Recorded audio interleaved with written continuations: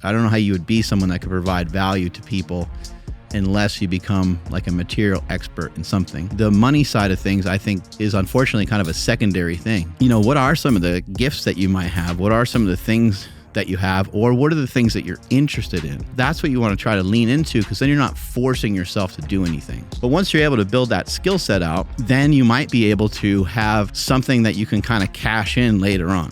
And I don't mean like financially necessarily. You only know things that you're exposed to. And so it's very difficult to just be creative. Step one, if somebody, they're working their 8 to 5 because they're supposed to, how do you start to like kind of break away from that mindset? Making $80,000 a year is a blessing. But I just think that sometimes we get kind of trapped by the dollar amount even. Like, even if you were making 120 or 150, that sounds cool. But what are you leaving on the table? Welcome, everybody, to Saturday School, page 43. You might be listening to this on a Sunday because we work a week in advance. We're not a day late. We're a week in advance. You can thank us later. Send all checks to Mark Bell's Power Project. Thank you very much. So for today, I thought it'd be cool if we talked about a broke mindset and a monetization mindset and how you can kind of build a mind and build yourself up to a point where you can just be more valuable, whether it's to yourself, your significant other, the people around you, and also maybe financially as well. But I think the financial side of things comes a little bit later because, at least in my own experience, I don't know how you would be someone that could provide value to people unless you become like a material expert in something. And maybe not even expert may not even be the right word, but you have to be able to provide value to people. When people go to your YouTube channel, or when people get your newsletter, or when people, however you are communicating with people, you have to provide value, whether you have a store or you have a real estate business or you do taxes, or you're a trainer, a coach. No matter what you do, you have to figure out a way to provide value to people. But the money side of things, I think, is unfortunately kind of a secondary thing. And I think that that's where people's minds go to usually first. They start thinking about money right off the bat. And I think that you're better off continuing to learn and grow and expand, and that over time, the money will come. I think there used to be a place where everybody used to go to where they could give themselves this amount of time, and that was called college. And I think that people thought that the education that they got from college was the thing that's going to provide them with a job opportunity that is going to pay them. It's going to, the college they went to helped monetize their mind, help them develop a skill set that they can now use in the world. And some of that is true, of course, especially when it comes to specific types of jobs, when it comes to being a doctor and some of these things. And you can also kind of find your passion while you're in college. I know many people, they start out with kind of a general degree, and then they shift into learning more about, maybe they shift into like a trade school, or maybe they shift into something that they just really want to learn a lot more about, whether it be history or science or whatever it might be. And then maybe they go off into that field, and that's where they start to make some money. But I want to back things up a little bit more and talk about the mindset first before I get into, how much education and how someone should educate themselves. Because I think something that's lost is you hear people oftentimes say, oh, I don't understand why they don't teach that in school. I don't get it. Like, why isn't that taught at school? Most of the time when you say that, especially as a parent, you have to say that into the mirror 3 times while you're looking at yourself. Because usually that's something that you have to teach yourself at home. It has to be taught by you to your children, these things that you would love for the education system to communicate about. It's not ever going to happen. The school's not ever going to talk to the kids about some of these things that we value in our society. Society changes too quick, and school is really old, and it's not nimble. It doesn't move. It doesn't change. Even with COVID and the different things that happen, it just never really changed. They had some like online stuff for a little bit, and I thought like, oh, this is kind of cool. Maybe school will make some changes. And maybe they'll come back and be a little unconventional. And maybe they'll actually listen to the children. But no, that never happened. For example, I don't want to sidetrack too much, but I can think back to, they were having all these meetings about, schooling people from, the computer or whatever, homeschooling, while people are logging into the computer and listening to the teacher and so forth. And guess who was not part of some of these meetings? The kids that are being educated. The kids weren't part of it at all. It was just like counselors and parents and teachers. And I was like, that's weird. There's not even a representative of like the kids. There's not like, can't you get like 5 kids that everyone agrees like, oh, they're part of the student council or whatever? Bring them in there and get their thoughts. Because imagine if you heard from them and they were like, hey, this shit ain't working. Mm-hmm. Anyway, another matter for another day. But I think something that has allowed, one of the reasons why I want to talk about this and why I'm passionate about it is because, as I mentioned many times before, I grew up with a nice scenario. I had 2 parents that loved me, that cared about me. And not only did they love me and care about me, but they also nurtured and allowed for creativity. And they'd even kind of put things in my head, or they'd even say certain things like, you can do anything, they wouldn't lie about stuff. They wouldn't say you're great at something before I was great at it or before I was good at it. But they would say like, hey, if you just work for it, don't forget that you can do that too. Whatever the thing was that I was looking at when I was young, my parents kind of reinforced that. I remember, I've told this story a couple times, but I remember telling my dad, I was like, one day I want to live in a castle. And he's like, is it going to have a moat? And I was like, what's a moat? He's like, a moat is like the body of water around the castle so no one can get in. And then you like can put dangerous fish or alligators in there. He's like, what are you going to have in the moat? I was like, oh, alligators. And it's going to have a drawbridge and all that kind of stuff. So my dad and mom, they were always encouraging of those things rather than, people don't really live in castles. They kind of have castles in like Ireland, but it's kind of novelty. That's something that's old. People don't, it's not, they didn't explain a bunch of shit to me that would block that from my mind, They allowed me to be creative and they just let me go with the flow.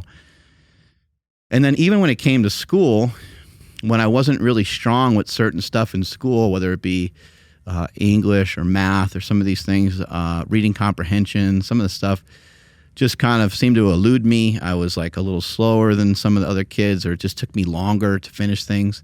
And my parents just made it like no big deal. They were like, oh, well, that's just because you're a little bit different than some of the other kids, and they're different than you in other ways, but we don't know what those ways are. Like it's obvious in school when you're having trouble with these things.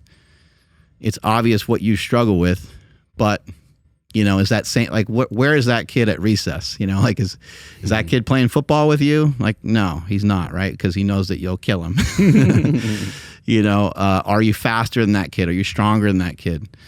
And it was always like, oh yeah, okay. So, okay, different people have different strengths and different weaknesses. And I think this is where we can kind of get to the point, what are some of the gifts that you might have? What are some of the things that you have? Or what are the things that you're interested in?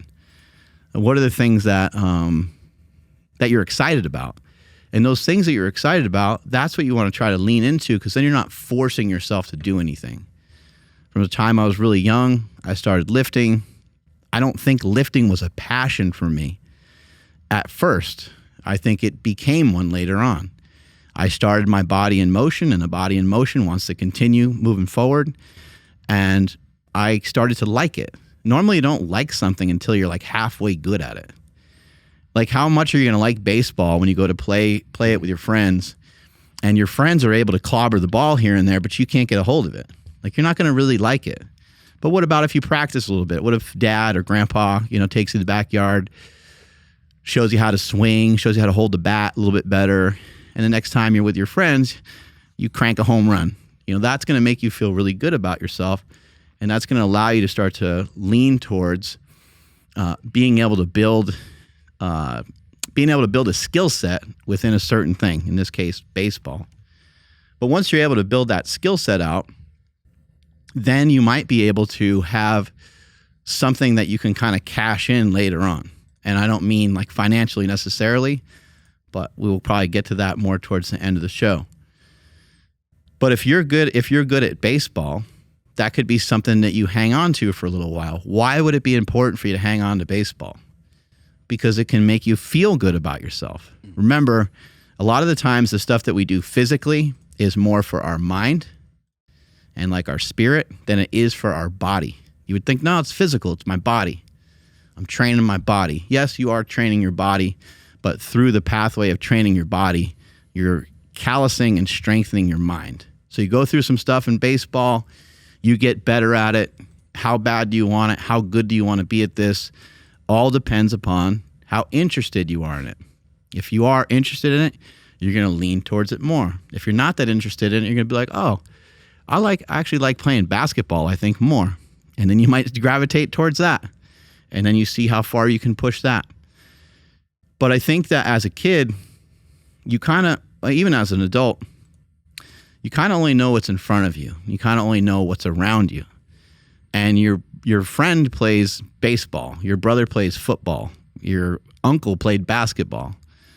And so you're just thinking of those three things. You know, oh, my dad likes the 49ers or whatever football team it is. So I'm going to play football because that's going to get my dad fired up. And you're not thinking about what you actually like.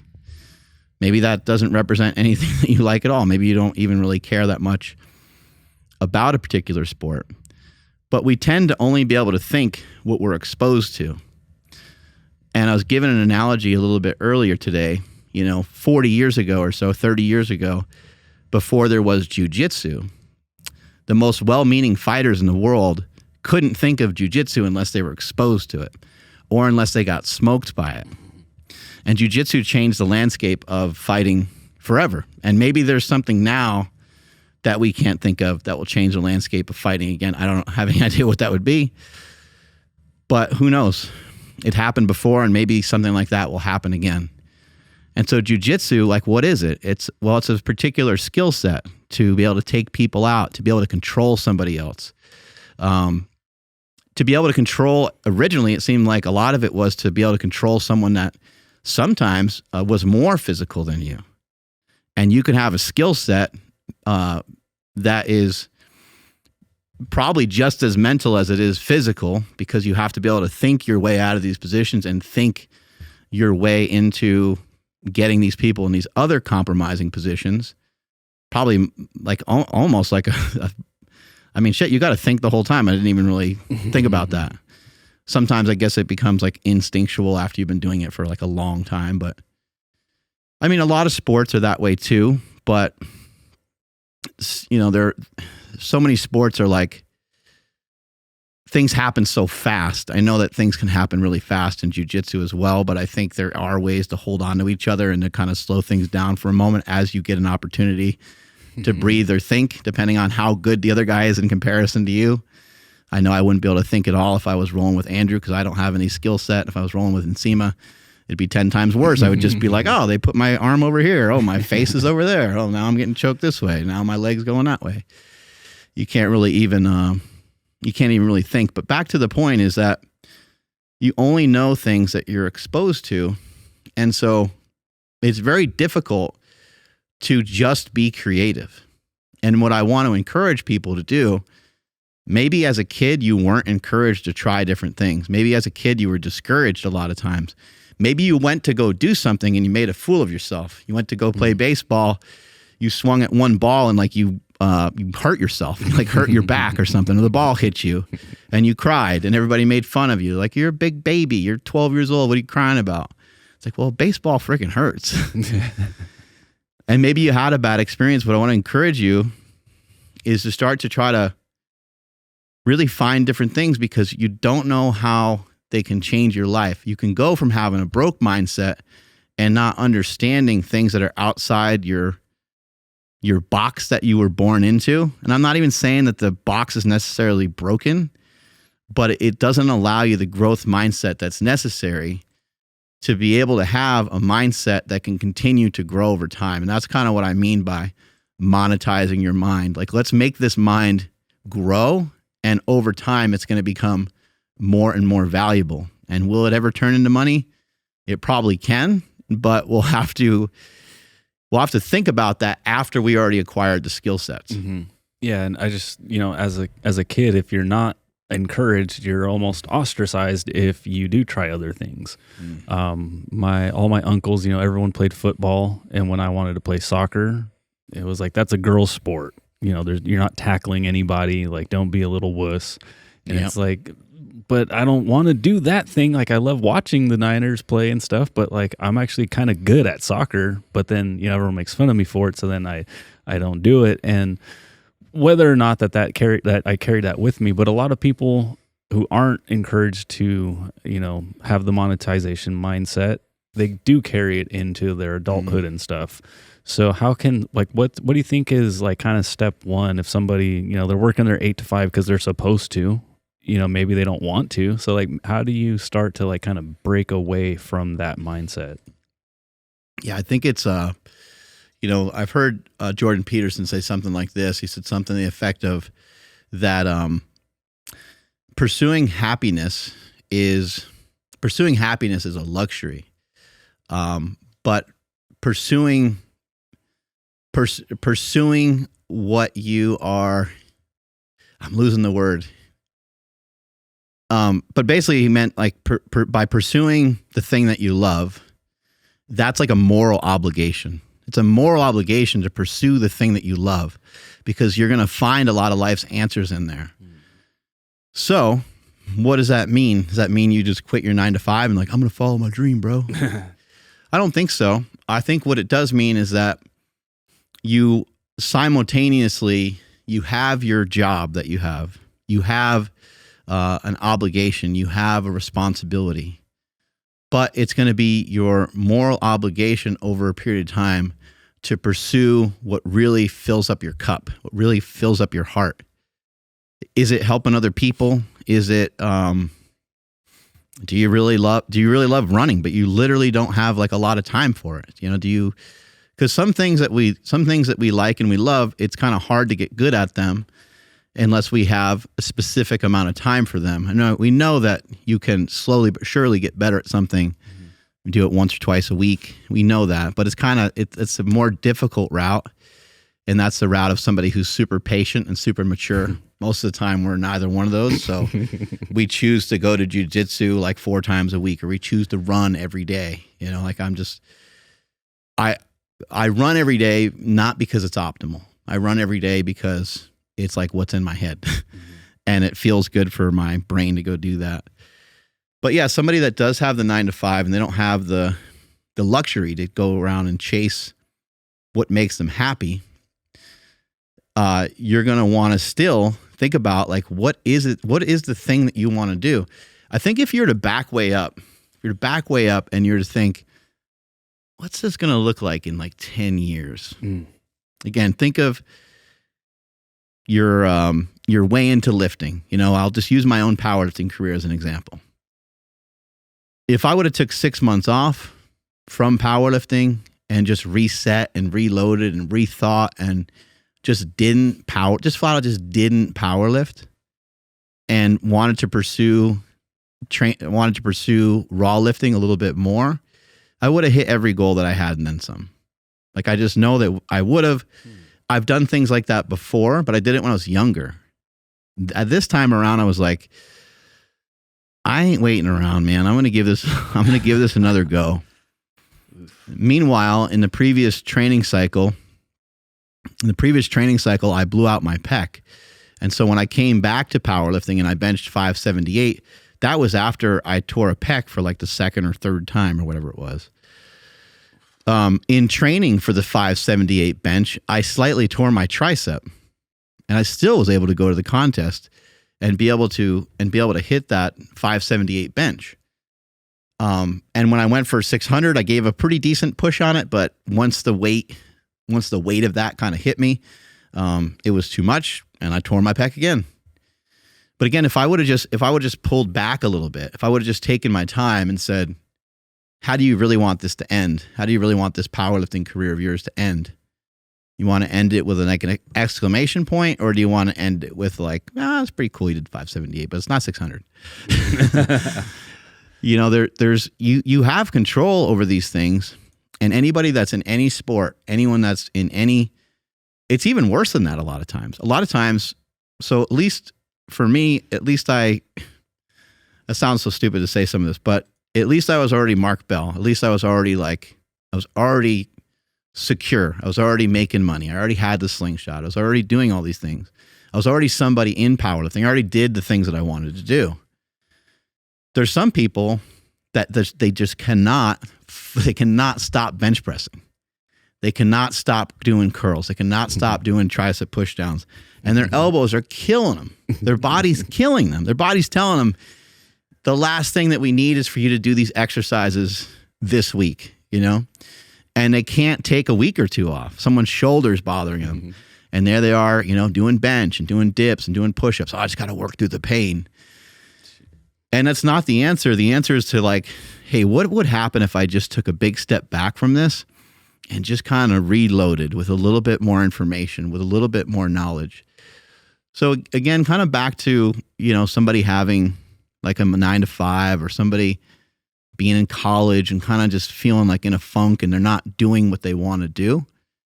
Just think about, you can do what you want to do for a shorter period of time during the day and during the week than what it is you have to do for now.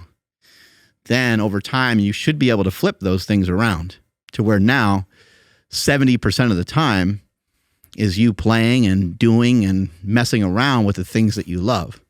And 30% of the time is kind of the other stuff, because there's always like some stuff that we don't have an opportunity to do. But even as a kid, you think about it, you go to school, what percentage of the day is that?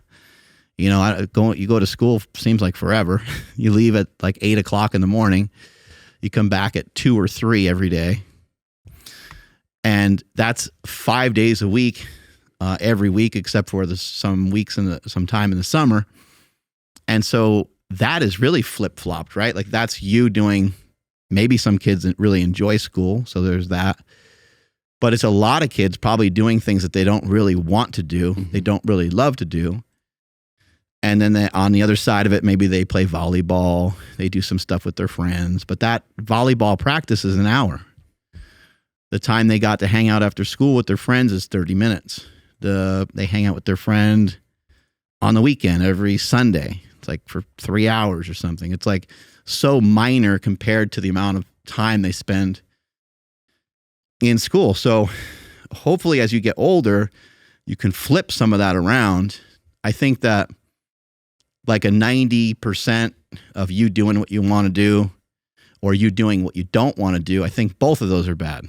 I don't think that's enough. I don't think that's enough balance. Some people, might say, well, I just want to rock it to the top. And so I'm going to go 90% and do I'm going to wake up at 4 and those things are fine, but you got to kind of back yourself up from that even and think the number one killer of humans is stress, more so than cigarettes and more so than heart attacks and cancer, because it's all kind of lumped in there. And once you're stressed, it makes your body, makes it a lot harder for your body to fight things off. If you're super stressed, most likely it's going to be harder to sleep.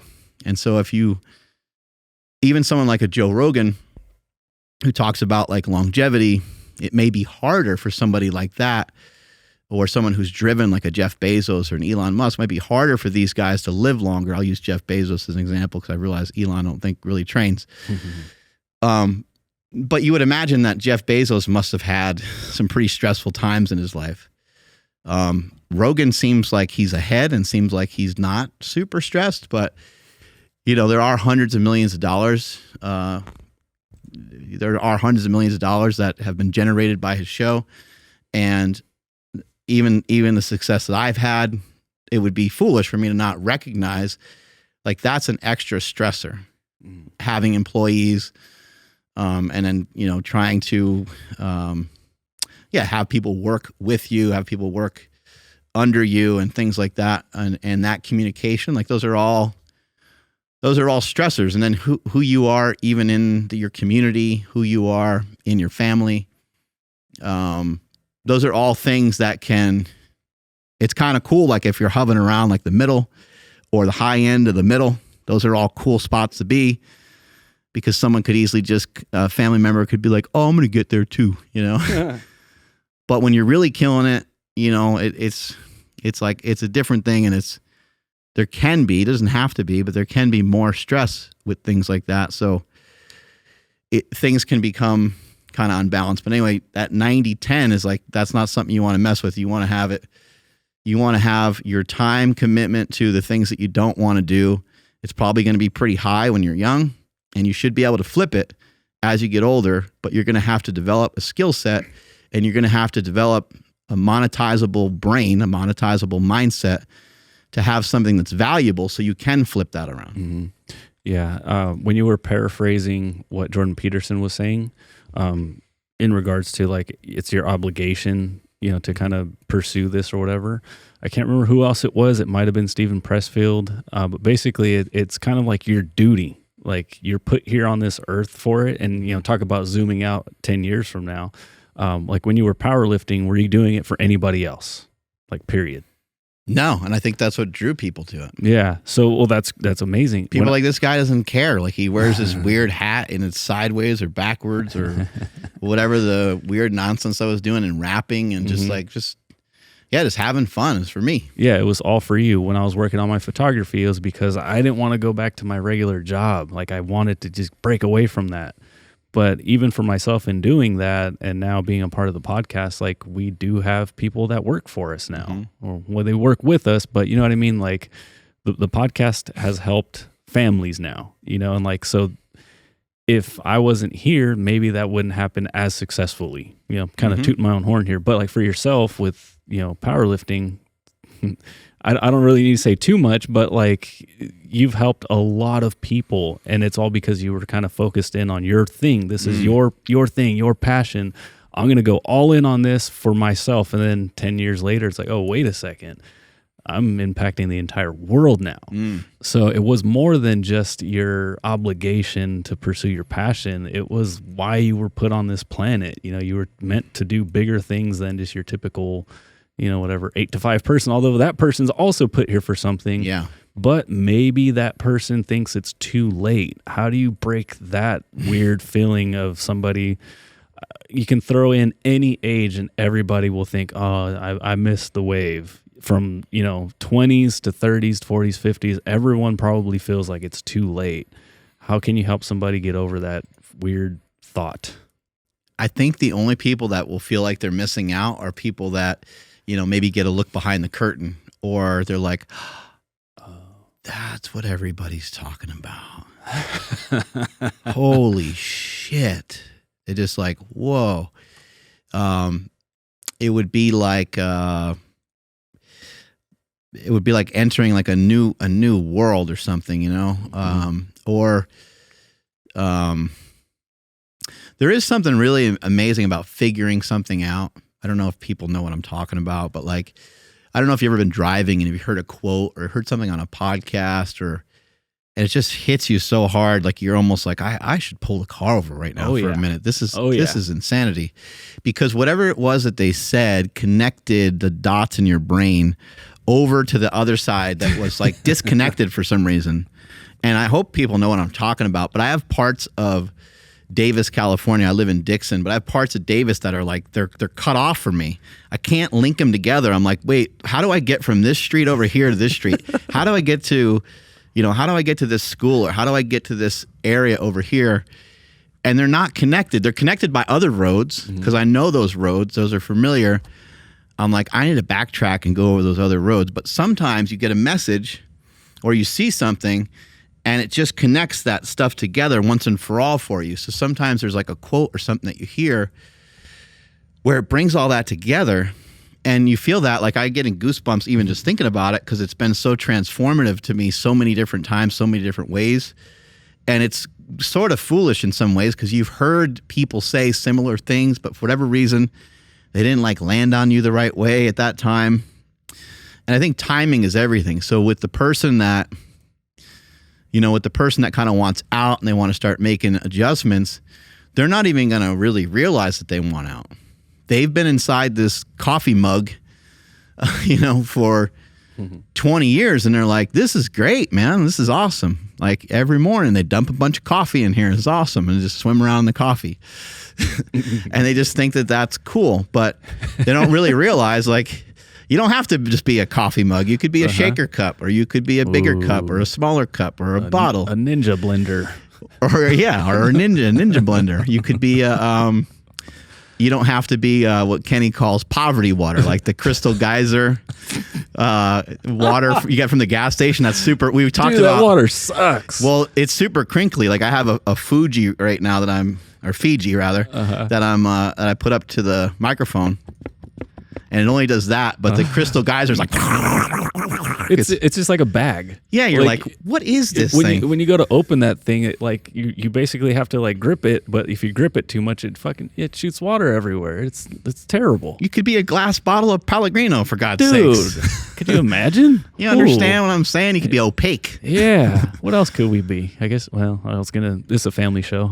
I looked up at our. At our display. Yeah, I've seen a pump of sorts, but you don't want to be one of those. Yeah. Yeah, that's true. Or you do. You're gonna get used and abused. So I think it's hard to even think outside the box when you're like, I have a job, and that job provides me on the weekend to go fishing. I get to go skiing with my kids in the summertime when they have off from or in the summertime skiing. I get to go on water ski. I get to ski with my kids when I have off in the wintertime and things like that. So your job does provide you some things where you're like, oh, that's cool. But I think some of that, not all the time, I think some of that sometimes is a little bit of a trap. Just like the company car, I make 80, but I really make like 110 because they gave me a company car. It's like, no, you actually make 80. But I have really, really good benefits that I only have to pay like half of what everyone else pays. Like it's tight. It's dope. Right. And hey, look, making $80,000 a year is a blessing. Making anything over like $60,000 a year, I think is a huge blessing, and it could be a step in a great direction for you. But I just think that sometimes we get kind of trapped by the dollar amount. Even if you were making 120 or 150, that sounds cool. But what are you leaving on the table? Oof. Let's zoom again. Let's zoom back out again. Here lies Andrew Z. Like, he was awesome. He was such a great dad. He was such a great this, such a great that. But we also know, like, not that anyone's going to say this, when you're dead, but we also know how much he was into cars and how much he was into.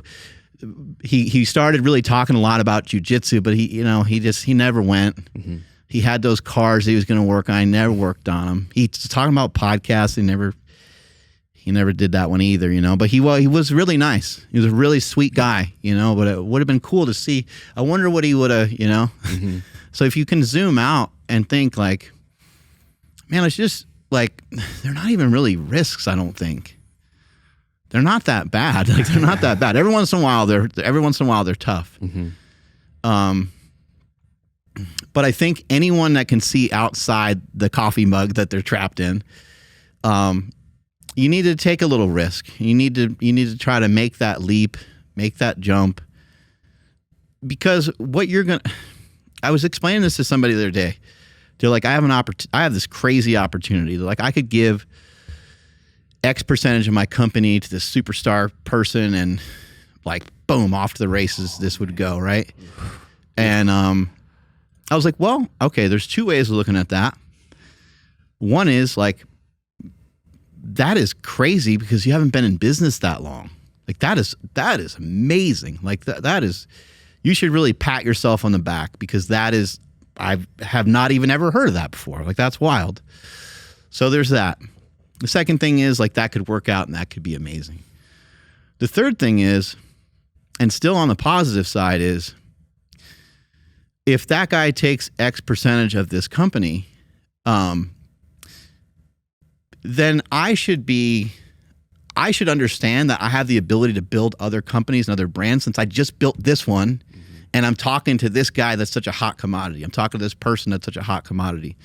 So even if I do sign this deal, which is risky, because I did put a lot of work in over here, it's not that big of a risk because you're still so valuable. And I shared this before with Ryan Spencer. Ryan Spencer has been a friend of mine for a long time. We have to have him back on the show, by the way. We got to get him on the podcast. He's an absolute animal, absolute beast in there, political muscle in there, deadlifting, 5 plates for reps and shit like that, weighs like 170. He does it by himself in the morning. He does it by himself at like 5 a.m. He's an absolute animal. He's got 2 kids, somebody I really admire, but it was years and years ago. And he was really sweating it about this job, and he had this other kind of job opportunity, and it wasn't like a move real forward. It was more like a lateral move. And he and I discussed it. I'm like, Ryan, do you understand? Like, out of all the people that I know a lot of people, and most of them are really stupid, unfortunately. But I said, you're one of the smartest guys that I know, and you work super hard. So this move that you're thinking about making, let's say you make the move, and let's say the move doesn't work. You're 3 weeks in, and you're like, oh my God, this is not working. It's not like you can't get another job. Like, you already have, all the capacity is already there. You already have all these skill sets. No one can take any of that away from you. So even if you switch jobs, and let's hypothetically say everyone hated you, no one would hate him because he's super sweet. He's a very nice guy in a lot of different ways. But let's say that was the case, and let's say that his skill set wasn't matching up to that job, which that wouldn't be the case either because he's super smart. If any of those things were the case, he could just bounce on over to another job. Now, that does seem scary, but I'm like, even if you were to lose a little bit of money, you currently don't dig what you're doing. Like, you don't love it right now. You don't love what you're doing, and you used to love it. So even if it's less pay, which I don't think it even was, but even if it is less pay, what if you're waking up in the morning like 30 minutes earlier because you're more pumped to go to work? Mm-hmm. You got a little extra pep in your step. Sometimes too, like, depending on the type of job that you have, if you're kind of like more than enough qualified, like overqualified for a particular job position, who's to say that you can't develop like a side hustle somewhere? So let's say that you do go and work somewhere and it's for a little less money, but you are really experienced. You should be able to write your own check a little bit, not in terms of the money, but you should be able to say, hey, look, I've been doing this for 15 years. Here's what I can bring to the table. Are you cool with me taking every Friday off or taking half days on Friday, and you could spend extra time with your family or whatever it is that it amounts to be. But in this job that you can work a lot easier and more efficiently and have wrapped up earlier in every single day, you might be able to develop that online business that you always wanted to do. You might be able to pursue something else. And I told my wife the same thing when my wife years ago wanted to quit the job that she was at, and she was pretty upset and stuff. I said, go in tomorrow and quit. She's like, I can't do that. I'm like, why not? I mean, you had the job for 2 years. If we had to, we can collect unemployment or whatever the case was at the time. And I was like, that you can make a similar amount. Like, you can fill in that job within a month, She's like, I don't know if we have a month. I was like, we're good. We're good. You probably get a job faster than that. But anyway, she switched jobs and ended up in a job where she didn't have to be in the office as much. And then it kind of just parlayed into us being able to make Power Magazine. And then I did something similar with my own career where I moved into somebody else's gym when I already had my own gym. That provided me the comfort of making the gym free. That provided me the comfort of not having to be on the hook to actually coach people as much and to train people as much and to think more freely. I went on more walks. I thought about powerlifting more rather than just like actually doing powerlifting. And I created the slingshot. Like a lot of those things, they wouldn't have happened without having more freedom. And because I still needed to, I was still in the process of developing the skill sets, but you can't think of something like the slingshot without a skill set within a given field. It's just not going to happen. You either have to be a coach in that, or you have to be a participant. Like someone from the outside isn't going to really be able to think of a cool idea for that particular sport unless they have some experience. And the experience could be through somebody else. Like John Danaher, he's a practitioner as well, and a really high level one, but he's the most famous jiu-jitsu coach out there right now. He could think of something in jiu-jitsu because he lives in it all the time. Now, like his friend that maybe doesn't practice jiu-jitsu, it's going to be harder, but he might hear him talk about it all the time. He might say, hey, you ever think about making this? And the other, he might go, whoa. And that's where you can actually have that. But you have to have the experiences within those given fields to be able to think that way. Otherwise, it's hard to think outside the box. Look into my eyes. Now, I know that you want to be looking better. You want to be going, walking the streets, being like, damn, I look and feel good, because then everyone's going to be looking at you. That's why we've partnered with Viore Clothing, so you can stop wearing your ripped up tank and your long shorts and step your athleisure game up. Viore has clothes that you can wear to dinner with a date, or you can wear it in the gym. Personally, some of our favorites are the Ponto Performance line, and it has this dream knit fabric, trademarked, that literally feels like baby skin on your skin. Sounds kind of weird, but when you put it on and feel it, my God, that will change your life. Right here, this is the Boulevard shirt jacket. You guys are always wondering what kind of long sleeves we're wearing. It stretches, it feels good. Oh, Andrew, where can they step their game up? Absolutely. You guys got to head over to viore.com/power project. That's VUORI.com/power project, and you'll automatically receive 20% off your order. Links to them down in the description as well as the podcast show notes. Yeah, and I would, kind of how we talk about with diet and nutrition, and people complain, oh, it's so expensive to eat healthy.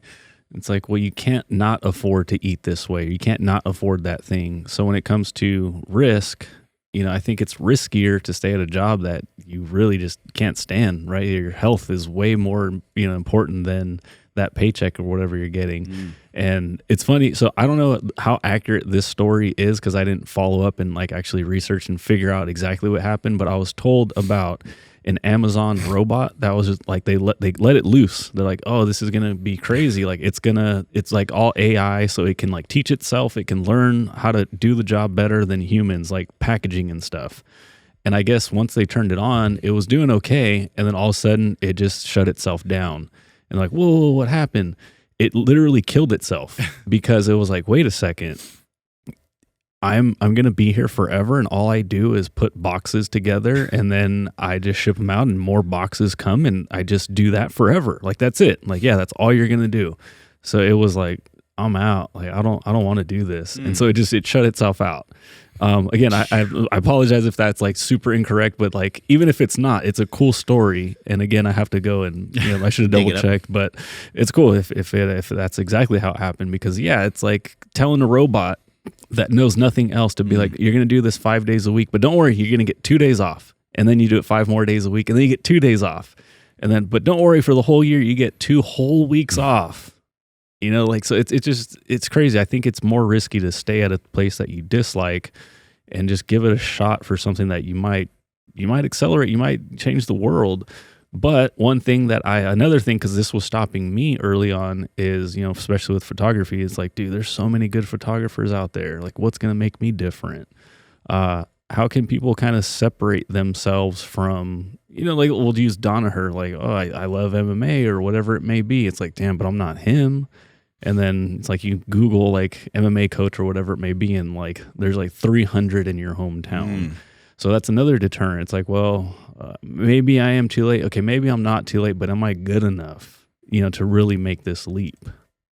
Yeah, and for you right now, you can probably think of a bunch of guys that do jiu-jitsu that they might be coaches. They might be kind of quote unquote, live in your car type of people, because they don't just sleep outside the dojo, and then they come in and you're like, man, they open the gym every morning, but it's kind of like, do they live here? Well, yeah, maybe sort of, Yes you know, and no, yeah. maybe there's a little cot somewhere or something. We don't ask questions. Yeah. Yeah. So what if they do, right? And I've seen that in powerlifting too. There was a lot of people like that. But again, if you're pursuing something that you think is like in your best interest, you're pursuing something that you really feel is going to help improve your life, then you can bet that at some point you're going to be able to, again, cash in on that. Whether it's just you feeling better about yourself, you feeling stronger about yourself, you feeling more secure about yourself, it's like built up equity. It's built up insurance in that particular category. Hey, I used to be a big wimp, and anytime I heard people yell at each other, anytime I saw confrontation, it just made me nervous. I didn't want to speak like publicly. You know, my hands would get clammy.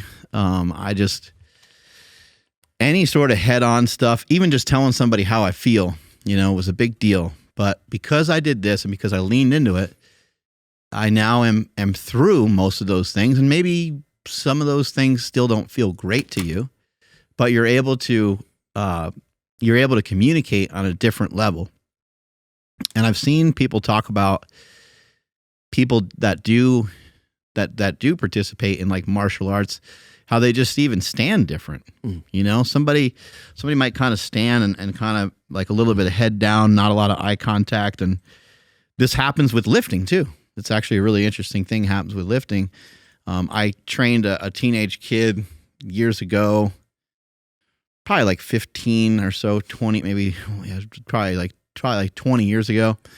And I didn't know what this kid's deal was, but he would always have like these kind of baggy sweats on, a big sweatshirt. The hoodie would always be like not only on, but the hood would be up and it'd be kind of pulled down. And sometimes he'd have like a knitted cap underneath there, and he'd just kind of like shoulders forward, upper back kind of rounded over.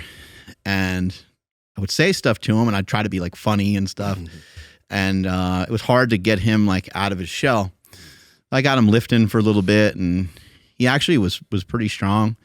I got him from like a 185 deadlift to like a 275 deadlift. I got him from like a 135 bench to like a 225 bench.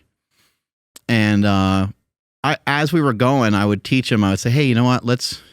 I don't mind the hoodie, but let's just pull it down. It's like kind of dark in there, you know." And then so he pulled it down, and he'd kind of like laugh. And I'm like, "That's okay." The first time I ever seen him laugh, you know. So one day he got done with his workout, and I said, "Hey, you know what? I noticed like you always kind of stand the other way and stuff when it comes to the mirror." And I was like, "I'd like you. This might be hard for you, but I'd like you to like just look in the mirror for a second." You know, so he had his hoodie off. He's in like a short sleeve shirt, and he looks at like his arms and stuff. And he's like, "My arms are kind of muscular." And he got excited, and he's like, "There's a vein right there." I was like, "Yeah, man, that's what I've been trying to tell you. You're kind of jacked." That's sick. And he started laughing. And from that day on, he, you know, came in with a t-shirt on. Stringer. Every once in a while he'd be in shorts, and he had like pretty good calves and stuff like that too. I'm like, "Dude, what's going on? You got some calves going on. You've been, you know, hiding these things forever." And then every once in a while he'd like finish a set, and he would like, you know, flex, or he'd be like, "Oh, this feels good. Like I'm getting a good pump." And I don't even really know why I think his grandmother took him in there. His grandmother just said he didn't have a lot of confidence. And so that's why she brought him in. And he's like, his dad's not really around and stuff. And so I thought maybe this would help. And I was like, well, it seemed like it's made a big difference. But then he would communicate with me. He would talk to me. Like before that, he wouldn't really say anything, you know, and it was just, the training was awkward most of the time. I'd try to say a stupid dad joke, and he wouldn't fall for any of them. It was hard to like get in any conversation with him because he was just a kid that like went to school. He probably hated school, probably wasn't getting what he needed at home. And he was just like, I think he just like wasn't feeling great about himself. But a little bit of lifting went such a long way for him. And again, it's like, well, what does that do for him? Well, I don't know if he like, you know, became a strength coach or became a bodybuilding coach or became a personal trainer or anything like that. But he probably took some of that confidence into some sort of job or some sort of opportunity, and probably was able to turn it into something, even though it's like kind of more indirect. Mm-hmm. That's funny. He probably turned it into at least getting laid, maybe, hopefully. Yeah, right. Yeah. Something. So with all that stuff said, hopefully some more people are motivated to actually, start pursuing the things that they've been wanting to. But what are some maybe red flags or like pitfalls of this? Because, like with you and Andy, like you were always doing something, but I would imagine a lot of partners would be like, oh, you don't have a real job and you don't plan on getting a real job. Like, I'm going to pay bill. Okay. And you're just going to go okay. All right. But you were still pursuing it and you still worked really hard every day. And that's what Andy saw. Mm-hmm. So what else can someone do to just make sure they're not like, just, we are talking about a risk here, but like, don't like, oh, I'm going to go all in on powerlifting. And then it's like, you're playing PlayStation again today? Like, what the fuck? Like, so what about like, some pitfalls or red flags or just some things like, we told you the do's, what are the don'ts? Yeah. Don't lose other people's trust, have some sort of proven track record of some sort. And you could be almost like a scientist and say, hey, like I think I'm really close to this like discovery. Like I'm working on this every day. You still might need to have, you might need to like participate. Like if you're in a relationship and you are the one that's kind of like staying home, you might need to make sure the house stays clean. And like you might have to do certain things because you're not doing anything else. So why shove all that onto somebody else? You should be able to have that shit together. You just basically just have your shit together and don't lose somebody's trust, because it's going to be helpful to have somebody else to do some of this with. And even if they're not as involved as my wife was with our business, like my wife was pretty heavily involved, I guess, from the beginning, but kind of more like after the fact. Like I did like the quote unquote heavy lifting. Like I had the idea, I got the idea made. And then I kind of went to her and was like, this is what I got and let's figure this out. And then she was like, okay, yeah, this seems like a pretty good idea. Let's kind of roll with it. But I think you have to prove yourself. You have to prove like what you're doing. I do understand what you're saying, because there's a lot of people, they're like, yeah, I'm going to have my own store one day and I'm going to sell my own clothing brand. And you're like, that's such a cool dream. And I don't want to be someone to like drop a giant grenade on your idea. But do you have like a drawing of like a shirt or pants or something that you want to make? Like, do you make any headway in any way? Do you have a brand in your head, at least, of something that you want to kind of mimic or copy?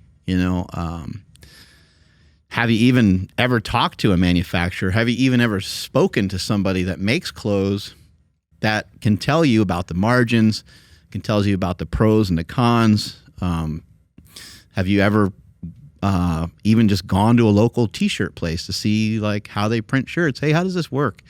Oh shit, okay, it costs like $25 just to even get like $25 just to like do one run off of a shirt just to kind of see what it'll look like. Okay, shit, okay. And you start to figure these things out, and maybe originally you had 8 different designs you wanted to start with, but you're like, oh shit, well, I have 8 different designs and a couple different colors. Like, just to even get anything off the ground is going to be a few $1,000s. Start looking at the machines and start, it can't just be a fantasy. It has to be something that you're actually looking into, that you're actually working on. My buddy Bart Kwan, who's an incredible entrepreneur, he said, when you vet somebody for a job, he's like, what do they got? You vet somebody for photography or for videography. He's like, if you say, you bring them in and they're telling you about what college they went to or this or that, and say, what camera do you have? And they go, huh? He's like, out. Done. Like, they don't. he's like, sometimes, people don't have money, but they should have something, and they should say, oh, I have a SPR-15, whatever the hell, Canon. I'm making these things up. It's like, I got no idea what I'm talking about. And they say, but I really would love to get this other, like, at least they know what the hell they're talking about, and that they already invested their own money into themselves because they know that they're going to create something cool. They already bought it. Jake, my son, stuff comes to the house all the time. He's like, don't open that. That's like some battery or some camera part or whatever. Because he just saves up and tries to get some of these things and acquire some of these things himself. And then he's like creating content with it. Like people are like, he's got an Instagram. I'm like, and he won't tell me what it is and stuff like that. So it's just, who are these people with these ideas and these fantasies? It can't just be pure fantasy. Otherwise, the significant other or the people around you it's not. You don't really need them to believe in you, but it's helpful. And you need to be able to believe in yourself. And so if you are like lying to yourself and you're not really heading in that direction, you'll know that. And you will you'll be defeated. You'll feel defeated. You won't be able to capitalize on the things that you have and the things that you have in your head. When do you think it's appropriate to seek out help from like another person, not necessarily just like Googling stuff and, watching YouTube videos all day long? You should kind of already be doing that. The research, like with the clothes designer, like you just explained, like that person should know everything in and out that they can get for free right now. You said in and out. Oh, dude, man. When it comes to like actually seeking like a mentor or Mark, I have this really cool idea, like going to somebody that knows what the hell they're talking about. And when you get there, making it seem like you know what you're talking about, and it's like, damn, I might actually have a shot. Like, hey, Mark, what do you think about this? Yeah, this is something I learned from Jim Rohn. You can look him up. Somebody I kind of admired from afar. He passed away years and years ago, but still has great information on the internet. But he says, take a rich person out to lunch. And you'd be like, wait, shouldn't they be taking me out to lunch? The person that lives next door to you that has that, awesome boat that you've been wanting to buy or whatever, take that guy out to lunch. Or the, friend that has all the cool hunting and fishing gear that you want, call him up and say, hey man, like we haven't hung out in a while. I'd love to take you for a burger somewhere. Take them somewhere, pay for it, and start asking them questions. Say, hey man, how'd you, like, that's pretty, like, I looked at some of that stuff that you have, and that's super expensive. Like, how did you acquire it? And then, even more so when it comes to like trying to figure out particular jobs or the thing that you want to become, take that person out to lunch. Find the person that's doing the thing that you love, and say, man, how do you have this business where you have 7 photographers that work underneath you, and do you even like take pictures anymore? Like, it's pretty cool. You got all these people working for you and hustling around, and I'm just getting started, so I understand I'll have to be behind the camera, but how did this come to be? Spend some time with some of those people. I think another huge thing, and this has been talked about a lot before too, but worrying about the finances of stuff can be problematic, although it does make sense. But with some of the things that we're moving forward with even here, Kenny and Wyatt, anabolic activities, those guys aren't asking a lot of questions about money. And, one person might think, oh, that's foolish. We've talked about how it's going to work and how it's going to take time. So, of course, we did talk about money to some extent. But to start out by being like, by being new, by not really having a skill set that's been seen to be incredible yet, right? I don't think you have the leverage to really talk a lot about money.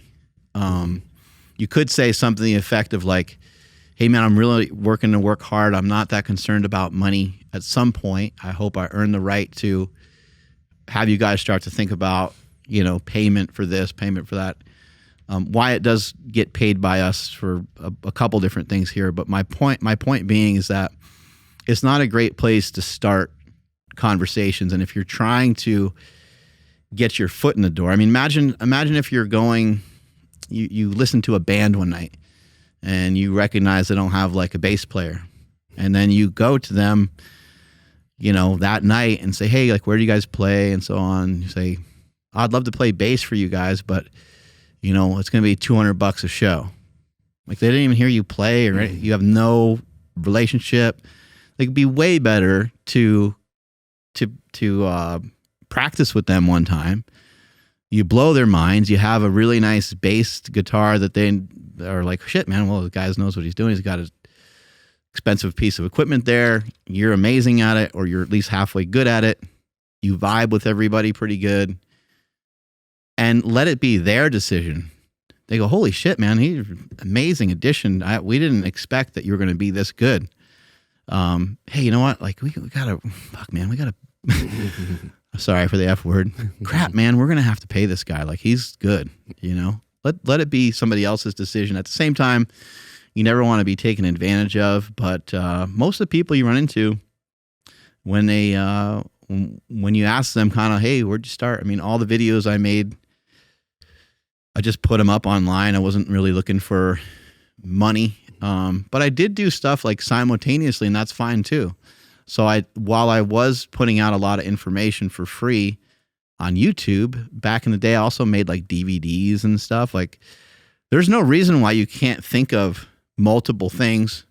I did sell t-shirts and stuff like that. And it was like, I knew the t-shirts weren't going to really be money, but I was like, it's kind of like branding. Mm-hmm. It's kind of nice to have t-shirts in the beginning, just because I know it's like one day I'll probably look back on it and be like, oh, those were our shirts from the beginning. Mm-hmm.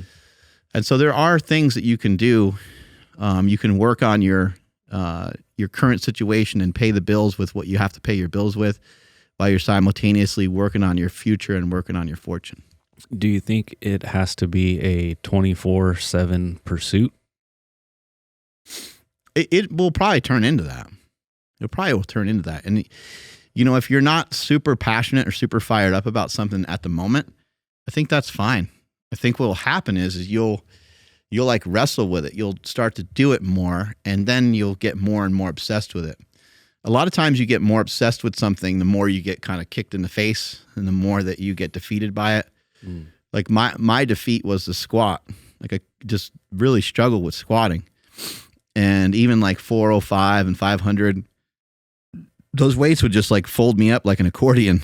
I could posture up to them and hold them decently and go down in a squat. But on the way back up, I would turn into like a fishing rod. And I would my back would like warp over, almost like I'm a big thing of like sheet metal, like sheet metal, like you go to pick it up and it will warp one way, and you go to move it the other way and it warps the other way. That's the way my back felt a lot of times. I'd go to push into the weight and be like, whoomp, and my hips would be forward. It would just be a mess. So I had to spend a lot of time there. I had to spend a lot of time working on that. But what made me hungry was the fact that sucked so bad. Mm. That made me want to do it more. And, I remember, I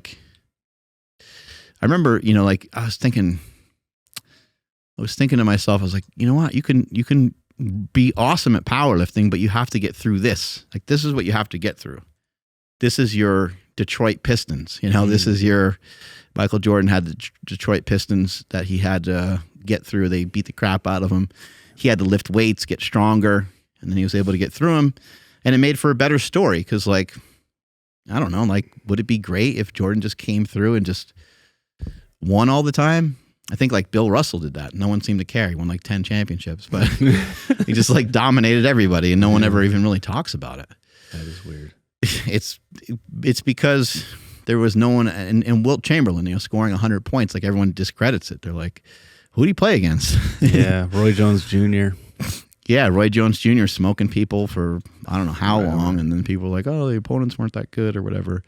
But it's because he didn't really have an adversary, mm-hmm. Ali did. Ali got knocked down and knocked out and beat up and got his jaw broken by other people. He was like a fallible human. He probably, a couple of those fights, he probably didn't train great for him, probably came in a little heavier and just not as conditioned, and probably could have won all those fights, but you lose those fights. It's actually makes for a better story. And then you do a bunch of things that no one's expecting you to do.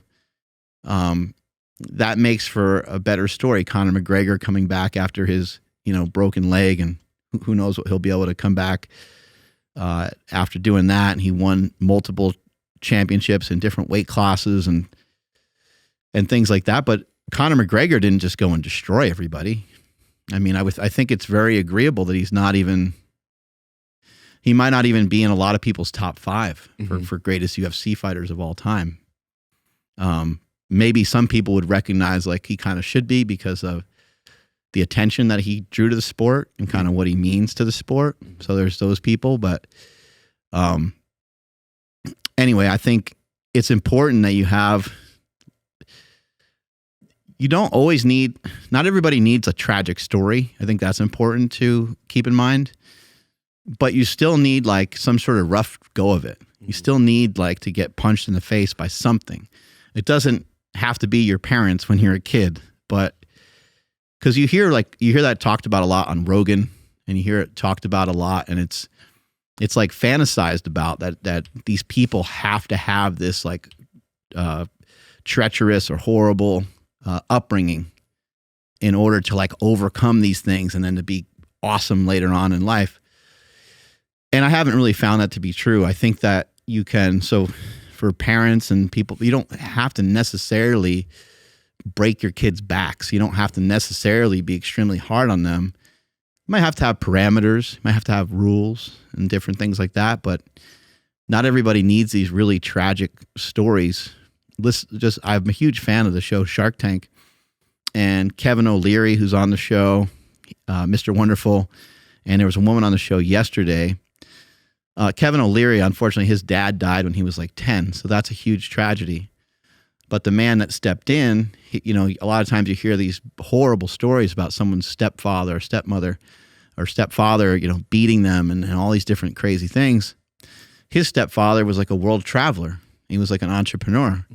And so that guy came in and changed his life, and, he still had his dad, the memories of his dad and all that stuff. So anyway, he had somebody that came in that was a real positive and strong influence on him. And he traveled to Paris, and he traveled to Germany, and traveled here, traveled there. And while you watch the show, anybody that's a fan of the show, you're like, oh, that makes sense, because Mr. Wonderful knows about everything everywhere. He's like, oh, that's French. Oh, that's German. And he'll speak in those languages. And you're like, what the hell? Like, that's crazy. He knows a ton about like wine. He knows a ton about how different things are manufactured and made. And the woman that was on the show, she had a story, and her story wasn't tragic. She had 2 great parents, and they were encouraging of her. She was kind of a tomboy as a kid. Then she got way into her hair and was always messing with her hair. And she wanted to go to like beauty school, and her mom and dad were like, like, you're a really beautiful girl going to beauty school. Like, you're sure? Like, they weren't like making fun of her, but they're like, you should be able to think of something, maybe not so obvious, going to beauty school, but they were supportive, and she went to beauty school and then worked in a salon in New York City. And then years later, she created Dry Bar, which is a, place where women go and they get their hair blown out, and they don't really actually like, it's not really like a full on like haircut, which is interesting. They just like will straighten your hair, or they'll style your hair, I guess I should say. If there's women listeners, like, he's got no idea what he's talking about. It's like dry cleaning for your hair. Yeah. But it's a place where you go and hang out. And I think they have like, I could be wrong, but I think they have like wine and champagne. Probably. Yeah. It's a place where you just like chill, and they put on girly movies and stuff like that. And anyway, this woman's a multi-millionaire, but she didn't have, and maybe even closer to like a billionaire, she didn't have this background of like, she grew up on these hard streets, or she, you don't always need to have these these horrible stories. But I'm sure that she ran into her own obstacles that she had to learn from in order, like, getting that business off the ground and having a franchise. Like that's got to be a massive pain in the ass. Yeah. Pat Project family, we love beef on this podcast. We talk about it a lot. All right. We love our meat. But sometimes eating the same meat all the time can get a little bit boring. That's why we partner with Good Life Proteins, which also has certified Piedmontese on their website. But sometimes you might just want to eat some chicken or fish or duck. Duck. Who eats duck? But you can eat duck. That's why if you go to goodlifeproteins.com, you can select their Build-A-Box options and input all the proteins you want. Then you'll select subscribe and save to save money on all of your meat. If you enter code PowerProject at checkout, you can save up to 25% on your subscription. That means you're going to be saving 25% on all of that different meat that's going to be heading to your door. Once again, head to goodlifeproteins.com. You can enter code PowerProject and save up to 25%. Links are in the description box below, as well as the podcast show notes. Do you think there's such thing as something being oversaturated? You hear that a lot. YouTube's oversaturated. Podcasts are oversaturated. There's already too many people. Do you think that's even possible? No, I don't think so, because I think that you can still provide value. If you monetized your brain and monetized yourself, then you're going to have something different than everybody else that might, like, what's the difference between me and Coach Greg? Like, there's differences between us. I don't know exactly what they are. Other people can figure those out and point them out. But are there people that listen to this podcast that also listen to Coach Greg and find they get great information from both spots? Are there people who are like, I'm not going to listen to Mark Bell because I'm a huge Coach Greg fan? Sure. Is there the reverse of that? Sure. YouTube is on the internet. The internet is a huge platform.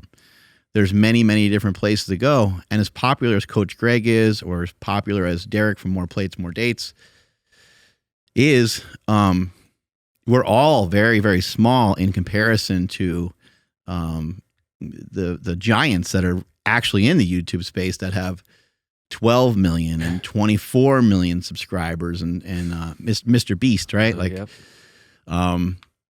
Mr. Beast has producers of like actual TV shows that are just part of his staff. That's how far along that guy is. And meanwhile, Coach Greg or myself, like, we're just setting up cameras and they're just, shooting, and we have podcast engineers and people that edit the stuff together, but we don't have somebody who's been in the TV business for 30 years that, has all these shows on the air already. Like, that's wild. So, like, the production and the ability of those guys is huge, but there's still value in just some random 11-year-old kid setting up his iPhone somewhere with zero production, just putting it on a little tripod type thing and unboxing his favorite toys. There's so much opportunity. You think about, like, anytime you start to get into a new hobby, it's like new hobby, new YouTube videos. Like years ago, you were getting pretty into a lot of things you would do in the kitchen. Cooking. And so you'd watch a lot of these YouTube guys that were helping with cooking. Like, oh, you can get jacked and still have variety in your diet. This is sick. I'm going to watch this. This is awesome. Shit, maybe I'll cook some of these up. This is super cool. And then you get into jiu-jitsu and the food stuff might be kind of pretty much wiped out. And now it's all like, oh man, that guy got me an ankle lock yesterday. I'm going to see, how do I do some escapes? Because people keep grabbing my feet. Yeah. Yeah, absolutely. So I guess as we close things out, if you have any, last words of motivation or just kind of kick people in the butt to get them to get away from that broken mindset and switch over into that monetization mindset. Yeah, I think first things first is you don't need $25. You have to understand that you don't need $25. You don't need $50. You are more valuable than that, and you are going to continue to be more valuable than that. So you don't necessarily need the money right now, right at this second. I do understand sometimes that you actually literally do. Josh Settlegate had a story like that where I kind of asked him to meet me somewhere, and he had like $3 and had hardly any gas in his car, but he didn't want to say anything, so he went and that's the kind of shit that you do. You're like, all right, $3. Hopefully it gets me there. If it doesn't, I'll call somebody and maybe they'll get me there. Or maybe I'll try to Uber with money I don't have. But I think you have to take those risks. It's not going to be easy. The payout is going to be down the road, and the payout is going to be after you put a lot of work in. The ability to be like strong, the ability to be, the ability to have like the right things come out of you, they only come out of you after you've already been in the process. We talked about this with courage. You know, how do you get courage? It's not like I go, you know, hold on, Andrew, I'll be right back. I'm going to go into the bathroom and I'm going to come out with tons of courage to do this Saturday school. It's like, no, we're like, hey, let's do a Saturday school thing. All right, well, what does that mean? I don't really know, but I'm just going to like talk about stuff. I think people will be pretty interested in it. I don't know, let's just record. And then we record. And once we start recording, well, now we have the courage to do it because we're in it.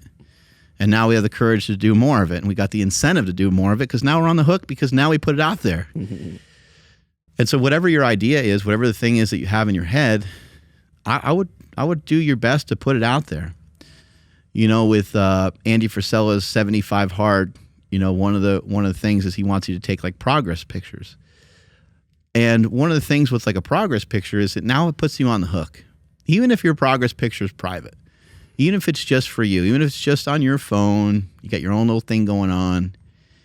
And then how are you going to have the courage to share that progress picture? You're going to have the courage and you're actually going to be excited to share that progress picture after you made progress, not before. So after you made progress, after you're like, man, for that 75 hard, I was able to lose 25 pounds. Now you're pumped because you're like, look, I get to show all these people the progress that I made. So you might not feel like you have the courage to do the thing right now.